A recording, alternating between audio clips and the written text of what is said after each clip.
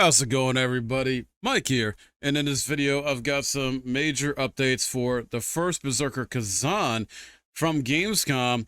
A little bit late on this too, just because I've been so busy with getting out other updates and news videos regarding Gamescom stuff in terms of RPGs, excited about. But finally glad to get this done for you guys and get this information to you. I know I'm personally excited about this, and I know some people in the community are excited about this too, at least in my own community.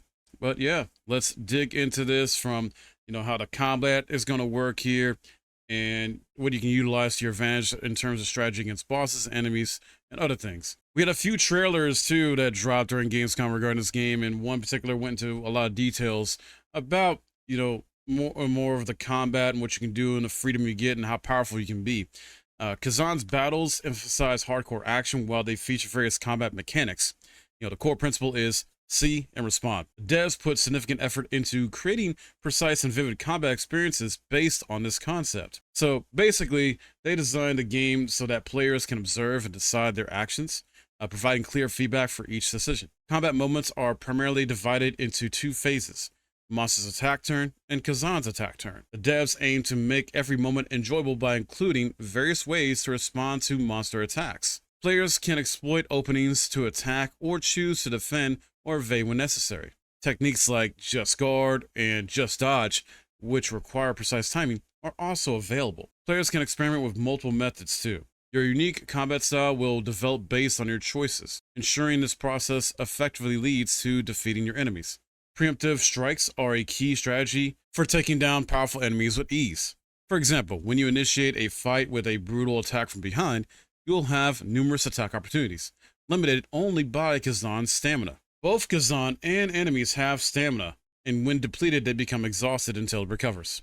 So, while in this state, significant damage can be inflicted on Khazan and enemies. So, smart stamina management is crucial. And this makes sense, with this being basically a Souls-like, they've even admitted to this being a Souls-like, it's going to have those soul elements where you got to manage your stamina, you got to, be mindful of your enemies and bosses' attack patterns, learn them.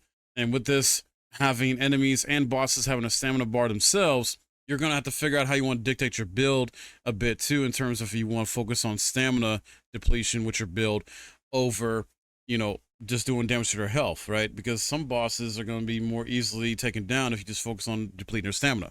Or all bosses are going to probably be more easily taken down when it comes to depleting their stamina first. Because basically, it'll be vital to exhaust bosses' stamina to put them in a state where you can do maximum damage to them. So this, may become the core strategy in defeating bosses for everybody, if not most people. Not only that, but targeting and destroying weak points can inflict significant damage and provide extra attack opportunities. Khazan can wield various weapons, allowing you to experience different combat styles that maximize each weapon's advantages, which is very fun too. I only know of a few weapons they've talked about in the video, like a great sword and a spear they showed off in our latest trailer, but obviously there's going to be more weapons than that. I'm looking forward to it, to seeing how they all play out. You can always go with the great sword, which is going to be more of like a sort of slow, methodical kind of play style where you're going to be blocking and countering, but you'll do good damage or even significant damage with a great sword when you do attack. And then the another weapon that was shown off is like the spear, which seems to be more of like a stamina weapon that doesn't do a ton of actual damage in terms for the health, but is a great weapon for essentially depleting enemy or boss's stamina gauge. Khazan is an action game that focuses on the fun of character development. As you progress, you'll acquire items and skills, evolving your combat from careful and strategic to powerful and exhilarating. So this is going to be a game that's going to allow you to essentially become powerful. Obviously, you're going to feel, restricted a bit, weak in the beginning. That's how pretty much every Souls-like or Souls game is, or action RPG for the most part. You're usually going to feel very weak in the beginning. Occasionally you get some games, that'll like let you feel powerful early on, but then they'll take it away, or it's just a demonstration of how you can be powerful once you upgrade to this certain level, basically. But then, take it away in some way, which is fine. I'm not sure if this game is going to do that. But we'll see. Very cool with the art style and boss design so far. Just, this is going to be like another possibly anime Souls type of game, because it is very reminiscent of the Berserker anime in terms of like art style, animations, and character designs, things like that. So very cool stuff here we learned about with this. Is this something you're looking forward to yourself? Are you tired of Souls likes? I know a lot of action RPGs at their core in some ways seem to just take a lot of influences over the years, many years from Souls games, Souls likes, and just, you know, trying to put their own spin on it. But honestly, oftentimes just do very well executing those ideas and concepts. I mean, Black and Wukong is a great example of that, in my opinion. They take a lot of the Souls game elements, don't really do anything too unique, in my opinion.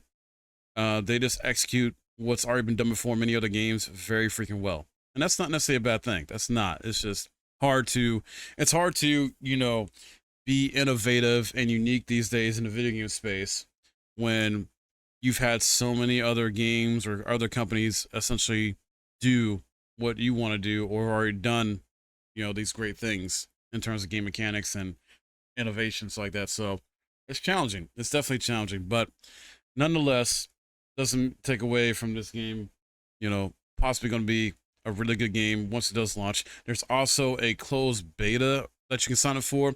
I tried signing up for on the website. For some reason, I kept having issues where it said invalid email, even though I used a couple different of my emails to try and sign up for it. I don't know if you guys are having the same issue or not, but I don't know if it's not working for me. So I guess I won't be able to get into the closed beta, try it out, unfortunately, because for some reason the website for it is just not allowing any of my emails to go through, even though they're all legitimate emails. But it is what it is. I can wait. I got plenty of games to play, so I don't have to necessarily get into the beta.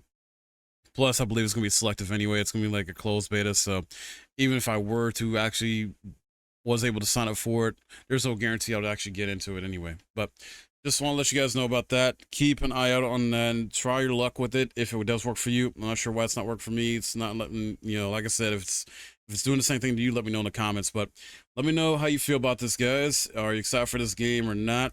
And information talked about today. If it was helpful to you, please hit that thumbs up. And if you enjoyed the video as well, too, that helps out a ton. Subscribe if you're new. My name's Mike. Thanks for watching.